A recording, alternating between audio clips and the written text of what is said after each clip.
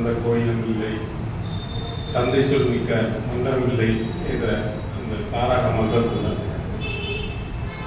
இன்று நடைபெறும் இந்த நிகழ்விற்கு என்னை அழைத்தமைக்கு முதல்கள் நன்றியை தெரிவித்துக் கொள்கிறேன். ஏனென்றால் சமுதாயத்தில் இன்று கூடி எவ்வளவு தூரம் மக்கள் பாதிக்கப்பட்டுள்ளார்கள் என்பதை நாம் உணர்ந்துள்ளோம், அனுபவப்பட்டுள்ளோம். இதில் கலந்து கொண்டுள்ள அனைத்து நபர்களுமே எனக்கு வேண்டிய குடும்ப நண்பர்கள் மற்றும் நண்பர்கள். அவர்கள் நிலையை நான் பார்க்கும் பொழுது,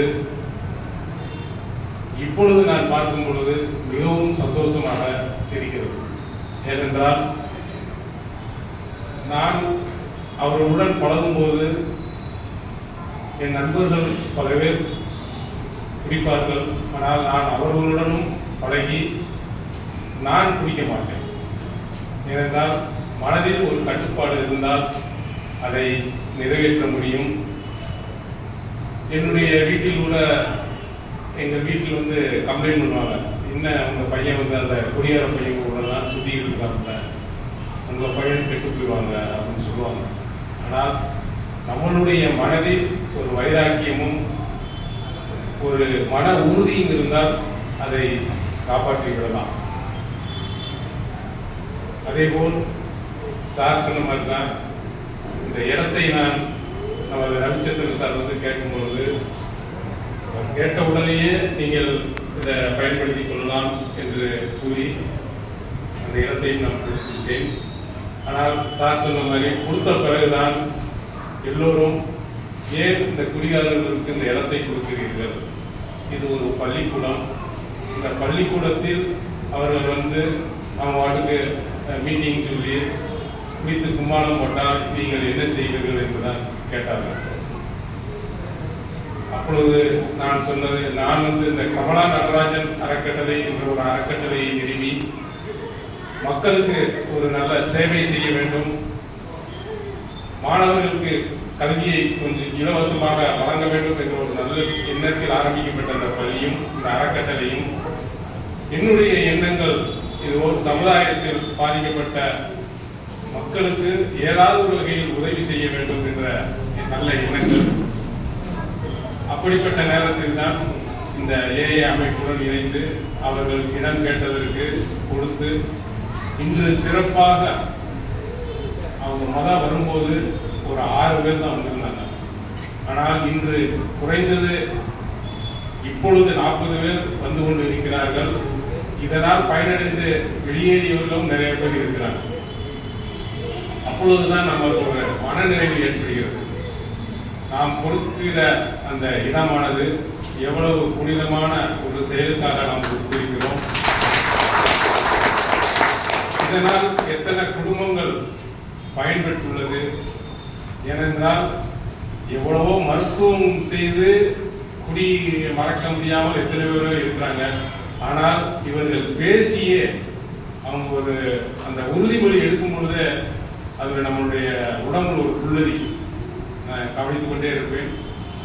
அதேபோல் இங்கே வருவர்கள் எல்லாமே அதாவது வந்து ஒரு மாதிரி வருவாங்க. அதுக்கு பிறகு அவங்க சரியான நேரத்தில் வந்து நான் ஆஃபீஸில் உட்காந்துருக்கும் பொழுது இப்போ பேசினார் அந்த தம்பி, அவர் வரும்போது எப்படி வந்தார்னு எனக்கு தான் தெரியும். மிகவும் மோசமாக வந்தவர் இதை இப்போ அவரை பார்க்கும் பொழுது ஒரு ஒழுக்கமான மனிதனாக சரியான நேரத்தில் வந்து அந்த மீட்டிங்க்கு சேர் எடுத்து போட்டு அரேஞ்ச்மெண்ட் பண்ணி அதை சிறப்பாக செயல்படும் பொழுது நமக்கு மனநிறைவு ஏற்படுகிறது. இப்பேற்பட்ட மனிதர்களையும் திருத்துவதற்கு இந்த அண்ணாமலை செயல்பட்டு கொண்டு இருக்கிறது. அதற்கு என்னுடைய வாழ்த்துக்களை தெரிவித்துக் கொள்கிறேன். என்னுடைய அனுபவத்தில் நான் இந்த பள்ளிக்கூடத்தையே நான் நடத்தி கொண்டிருக்கிறேன். பள்ளிக்கூடத்தில் சேர்க்க வரும் பொழுது கணவன் மனைவி 2 பேருமே வந்து பள்ளியில் மாணவர்களை சேர்த்து விடுவார்கள். 1ஆம் ஆண்டு கட்டணத்தை மட்டும் செலுத்தி விடுவார்கள். அடுத்த அரை ஆண்டு கழித்து கட்டணம் செலுத்தி விடும்போது மனைவி மட்டும் விடுவார்கள். அப்பொழுது அவர்களால் கட்டணம் செலுத்த முடியாத அளவிற்கு நம்மிடம் வந்து சொல்வார்கள், என்னால் கட்டணம் செலுத்த முடியவில்லை. காரணம் என்னென்னா, கணவர் குடித்து விட்டு வேலைக்கு போகவில்லை, அதனால எங்களுடைய பொருளாதாரம் பாதிக்கப்பட்டுள்ளது அப்படின்னு அவங்க நம்ம சொல்லும் பொழுது, இது மாதிரி 180% மக்கள் இதனால் பாதிக்கப்பட்டிருக்கிறார்கள். முக்கியமாக பெண்கள். அதை மனதில் கொண்டுதான் நான் இப்பொழுது எங்களது அறக்கட்டளையின் மூலம் பெண்களுக்கு, கணவனால் கைவிடப்பட்ட பெண்கள் மற்றும் இந்த குடியால் பாதிக்கப்பட்ட பெண்களுக்கு இலவசமாக தையல் பயிற்சியை இதுவரை 450 பேர் அதற்கு சில நல்ல மனிதர்களும் உதவி கொண்டிருக்கிறார்கள். நாம் எந்த அளவு எதிர்பார்க்காமல் ஒரு செயலை செய்கிறோமோ அதற்கு இறைவன் நம்முடன் கூட இருந்து உதவி புரிவார் என்பதற்கு எனக்கு பல உதாரணங்கள். ஏனென்றால் அந்த தையல் மிஷின் பயிற்சியை நான் ஒரு 4 மிஷின்களை வைத்து தைக்கும் போது இறைவனாக அனுப்பி வைத்த ஒரு நல்ல நபர் தான் 15 மிஷின்கள் கொடுத்து நீங்கள் இன்னும் சிறப்பாக அதை செயல்படுத்துங்கள் என்று எனக்கு ஆக்கம் ஊக்கம் அளித்தார். அப்பொழுதுதான் நாம் செய்யும் சேவைகளுக்கு இறைவன் எந்த வகையில் உதவி புரிகிறார் என்பதை நாம் கண்கூட பார்க்கிறேன். அதேபோல்தான் இந்த ஆண்டு விழா இன்றுடன் நம்ம என்னுடைய இடத்தில் 8வது ஆண்டு நடக்கிறது. இன்னும் பல ஆண்டுகள் கடந்து சிறப்பாக நடைபெற வேண்டும் என வாழ்த்துகிறேன்.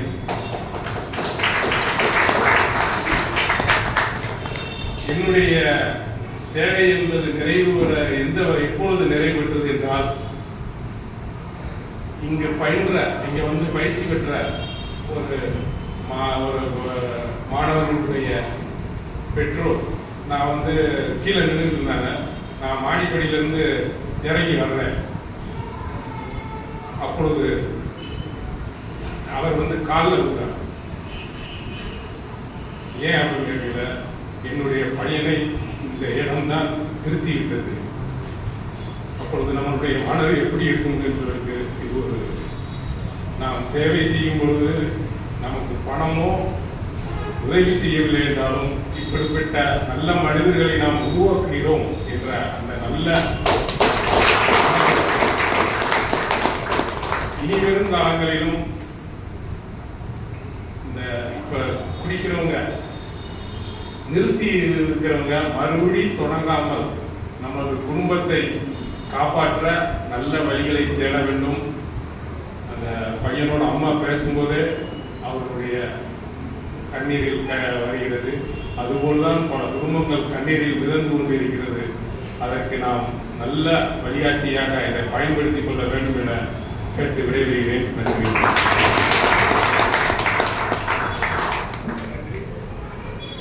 நன்றி. அடுத்து வனதர்சன் 3 வருடம்